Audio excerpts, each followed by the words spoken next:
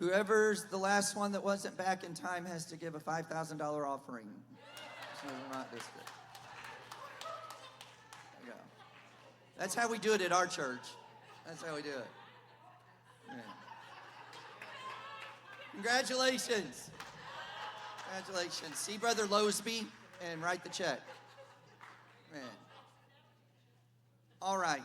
So I want to delve into a little bit this idea. I think it was the question yesterday about boundaries, and so we want to delve into this a little bit and talking about protecting ourselves. Protecting ourselves. Again, we want to be smart. We want to reach people, but we want to be smart.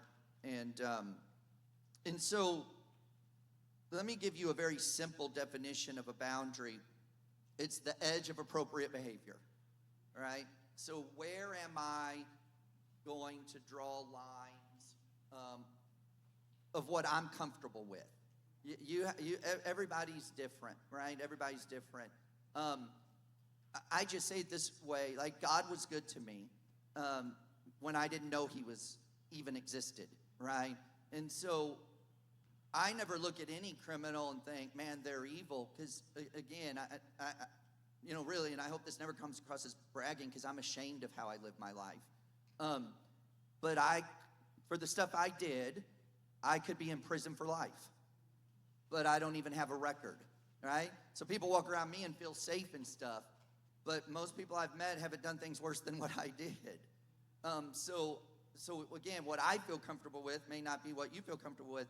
And my wife is the, I already mentioned, she's the best Christian I've ever met in my life. But, she didn't grow up around, she grew up in a trauma home. She had a stepdad that was abusive, an alcoholic and things. So she had a rough life growing up. But, as far as murder and those things, and I'll never forget, I ran across a guy when our kids were little. They were little. And so I met this guy, and he came to our church for a service. So I invited him over to our house for dinner. And so we're sitting at the kitchen table eating dinner. We got 3 little kids at the time. And, just in conversation, he's like, it's just like, tell me your story. And he's like, yeah, I just, got out of prison a couple of weeks ago. I've been in prison for the last 25 years for murder. I'm like, well, yeah, tell me about that. So we're just talking like that. And my wife's like looking at me like, Scott, can we talk in the front room? Like, we have these 3 little kids here. Like, that stuff just doesn't faze me.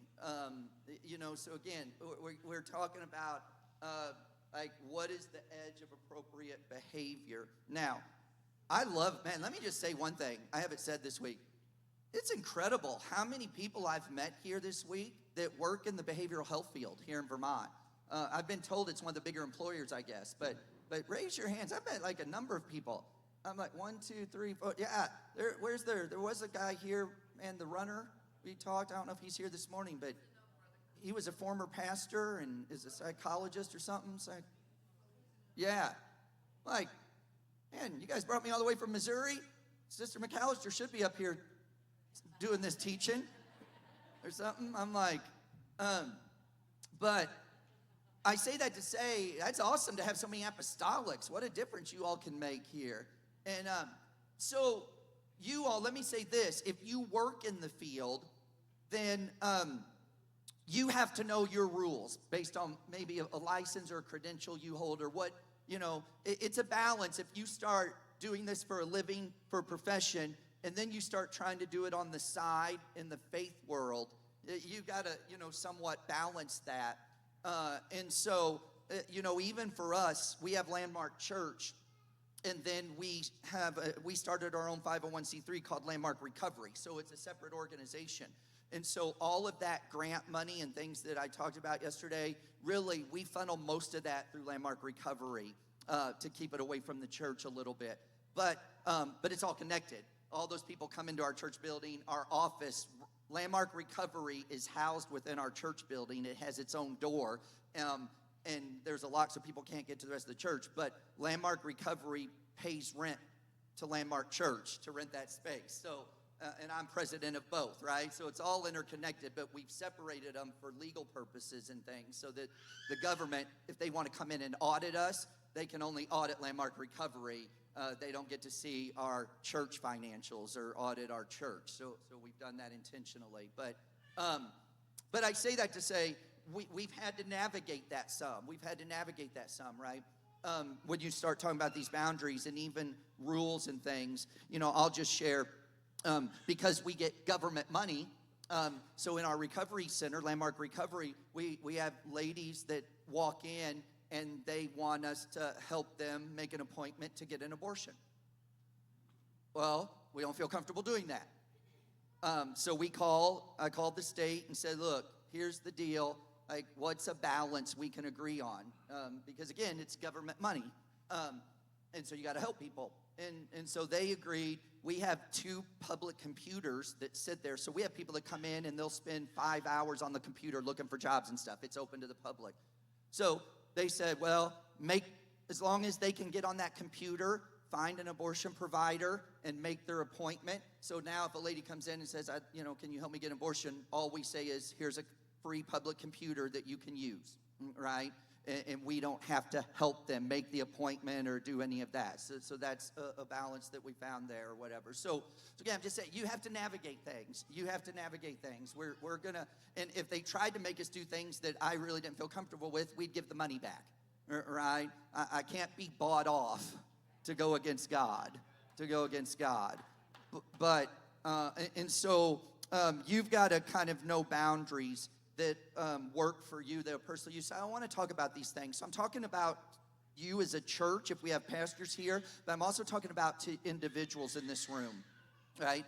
So physical boundaries. What do we mean by physical boundaries? So let me say this. The other thing I was going to say. So if you work in the field, I can't answer for you because I don't know Vermont as well, but you've got to know what your license or credential or what your job would allow you to do, right? So we had a guy that came out of prison. I'm going to show his video in the next session. We had a guy that came out of prison, came to our men's recovery house, but because that's a government-funded house, and we met him because probation and parole sent him to us, right? We have to be careful that now because we would have never met him if he wasn't a client first. Is that all right? Is everybody following this? So I only know Robert because he was sent to us from probation and parole to live in our house, Landmark Recovery's house, right? So he's a client first. Well, he on his own decided to start coming to our church. Now he's baptized, filled with the Holy Ghost, and is kind of helping oversee helping in our cafe, church cafe, and doing some other things. But he got ready to get married. And we had to explain to him, like, we can't be involved in your wedding. We can attend, but we can't really be involved in your wedding because that would cross a bound. So I have to treat Robert a little differently than I treat Joe Smith that walks into my church off the street. Does that make sense, right? We just have to, and we explain that to people.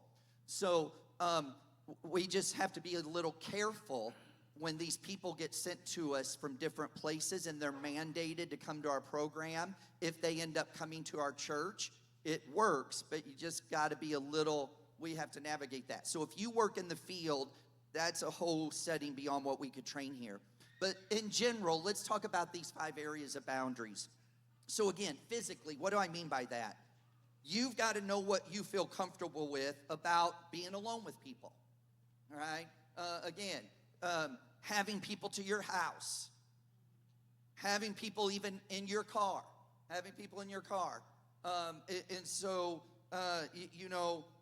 touching folks and having folks hug you and all of those things, you've got to know where you can set those, physical boundaries.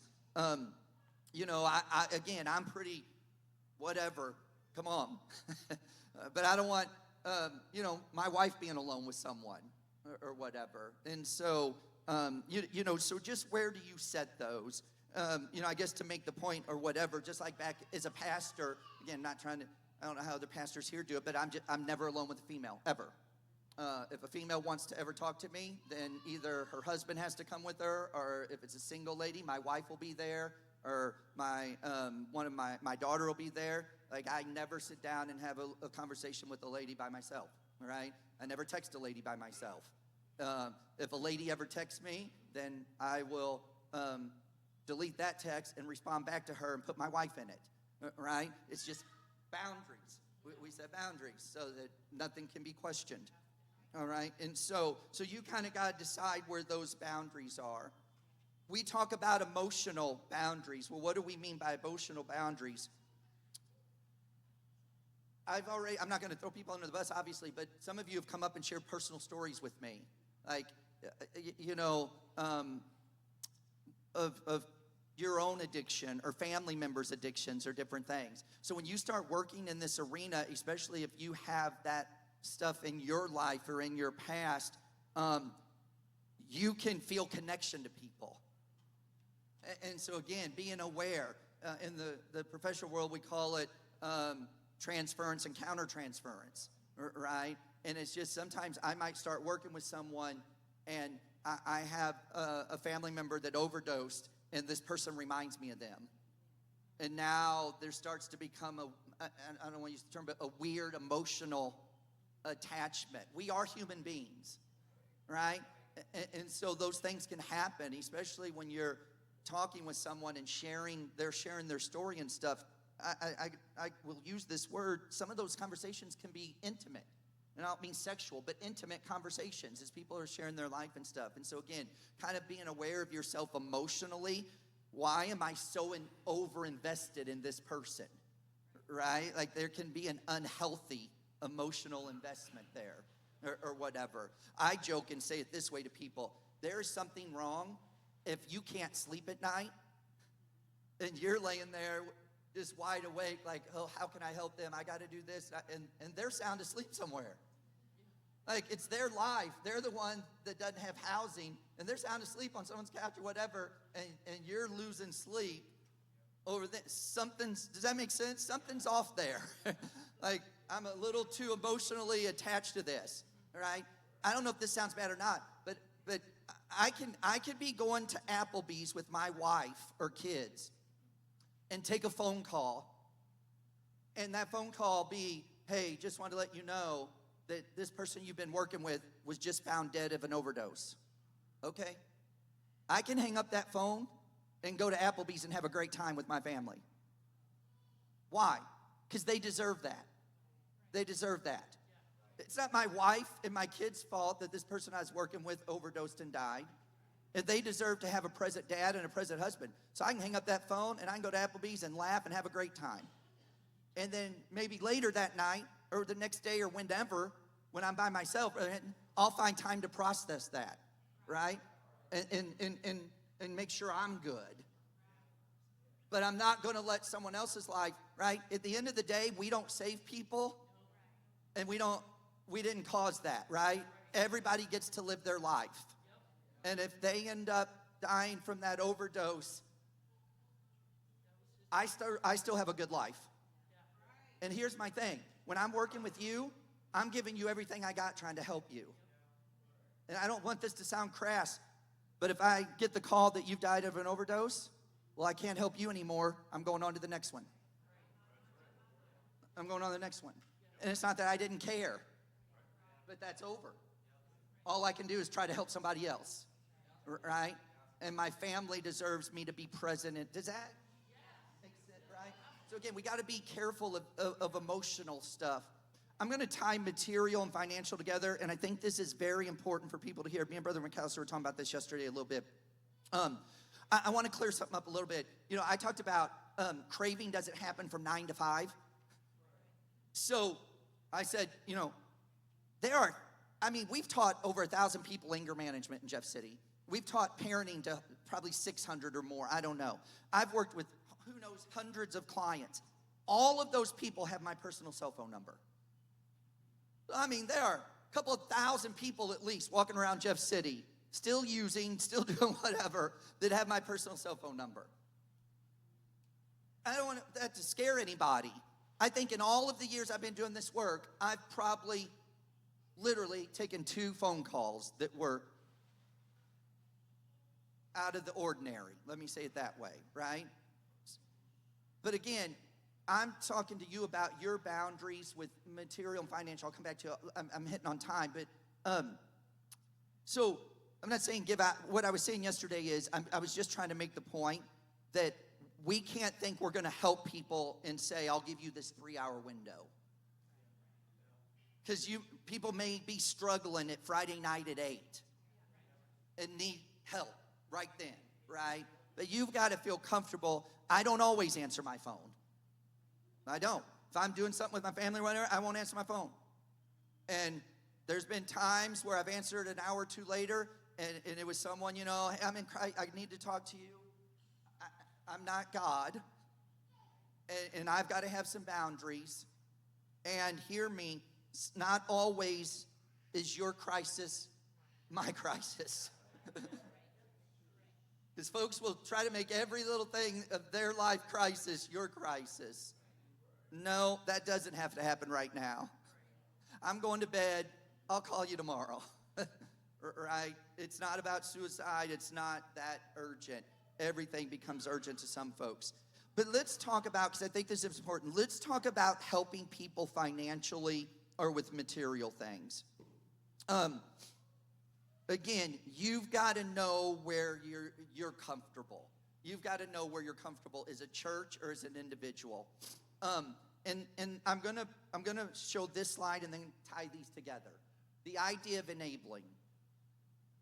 Unhealthy behaviors that shields, you can just say someone, from the natural consequences of their actions, and you unintentionally keep the problem going. This is one of the hardest things to figure out when you're working with people. Am I helping them by doing this, or am I hurting them by doing this? I can tell you in all my years of professional work, the hardest conversation I ever have to have is to sit down with a couple who's got a 25, 26-year-old son on heroin living in their basement. It's the hardest conversation I have to have, is to say, you need to pack their bags and put them on the front porch and say, good luck. It's the hardest conversation I have to have. Moms aren't doing it. I've seen people get divorced over it. Good people. Apostolic people. Because the mom's like, you're out of your mind. I'm not putting my 25-year-old son. Well, good luck, because you're probably going to find him dead in your basement anyway. And you're actually harming them. Why do they need to change any behavior? They get to live here free and keep using. I'm not saying if they're trying to change and you can drug test them and they're tested negative, keep them in your basement. Help them get back on their feet. But you're never going to use in my house. So if you want to keep using, you're not living here. Dads will usually do it. Moms struggle. And I've seen literally good people go broke paying for fees and paying this and paying that for their 30-year-old son. Like at some point, you're not helping them. You're actually helping them stay in their addiction because there's no consequence. But that's a fine line. And then we beat ourselves up because I've seen parents put a kid out and they were found dead a week later from an overdose on the street. That's not on you. It's not on you. And you could just have easily have found him dead in your basement. And so we don't know. So again, I would tell people, be smart when you're thinking about financially helping. We had a guy start coming to our church. He got baptized. Can't remember if he had the Holy Ghost yet, but got baptized. Man, seemed like he was on fire. I think I'm good at reading people, but I thought he was sincere as could be. Got a job, but he needed a car to do this job. And so I went and bought him a car, $1,800. Found him a car. I went and bought the car for him, paid the $1,800, brought him the car. He was all excited. He didn't show up to work the next day. We've never seen him again. We've never seen him again. You know what? God will take care of me. I'm fine. So I'm out $1,800. We're good. I pray for him. I'm just saying, our church, we've had people come to our church for a little bit. Seemed like they were doing right, needed a place to live. We found them a place to live. And the one guy, we furnished the whole apartment. I mean, I stood in the pulpit and said, hey, this guy has nothing. And I mean, immediately within our church that day, couches, beds, kitchen table, dishes. I mean, one service and his whole apartment was furnished. I don't know, we never saw him again, right? Do you know what I'm talking about? And I don't remember if he sold this stuff or they took it away or whatever, but it happens from time to time. Again, I can just talk for me. I would rather help folks and get taken advantage of once in a while than not. But hear me, I never give people cash. Ever. I'll buy you the car. Yeah, I never saw you again. I don't know, maybe you pawned the car and bought drugs or something, but you probably kept the car, so he needed a car. I'm good. We bought the furniture. Well, we didn't even buy that. That was all donated. So people gave stuff that, was sitting around their house. They probably weren't using anyway. You understand what I'm saying? So, yeah, we're out some furniture and pots and pans and stuff, and we never saw that guy again. But I'm never putting cash into the hands of someone. Not even $20. People will come up to me at church all the time. Man, Pastor, I don't even know if I can get home. I just don't have gas. Do you have $20? No, but hey, I'll follow you to the gas station. And I'll put $20 of gas in your car. And it's amazing how sometimes gas appears when I say that. They didn't even know if they were going to make it home. But when I offer to follow them, we have a gas station right around the corner. When I offer to follow them to the gas station, like, yeah, I don't want to bother you. Never mind. Yeah, that's amazing how that works. All right, so be careful with that. Be smart. Pray about it if you really think. I would never give people cash, but you've got to know what you feel comfortable. I just tell people all the time, if you give anything to someone, you have to give it with the mindset, I may never get this back. I may never see a return. And you got to free your mind so you're not angry about it, right? And guess what? If we have a guy that comes into our church this year and gets a job and has to have a car to get around, I'm not going to let the last guy, I'll probably go buy that guy a car if we can find one, right? I'm not going to let this last guy deter me from helping the next person probably. And so we're over time. Let me just say this. Safety is the top priority. Safety is the top priority. All the ministries we're doing, it never trumps the safety of people. The safety of us, the safety of them, the safety of our kids at the church. Again, we talk about this stuff constantly.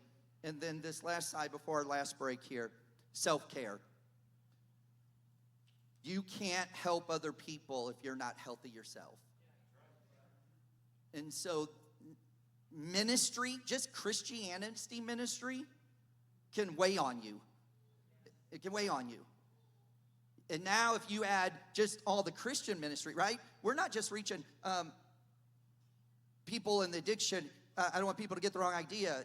I looked it up the other day. Out of our church right now, it was 27% of our church are we've won through our addiction ministry. 27%. So we're reaching a lot of people in general. So you're trying to just minister to folks coming in without addiction. That's taxing enough. Then when you add on the addiction ministries, it can wear on you. It can wear on you. And so you've got to, burnout is a real thing, right? And you can't minister to people out of an empty vessel. And so you can't work harder than the people you're trying to help, right? And so you've got to learn to set these boundaries and make sure you're taking care of yourself and your family. I want to do this for the long haul.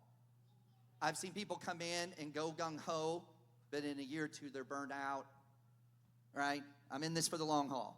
I want to be helping people for the next 20 years, right? I've been in the behavioral health field for over 20 years now, pastoring for 30 years now, and I'm as excited today as I've ever been about both, right? And I do that because I do a lot of self-care, and I want to keep helping folks. All right, we've got one more break. Let's take a break, come back here, and then we got one more session. These go so quick.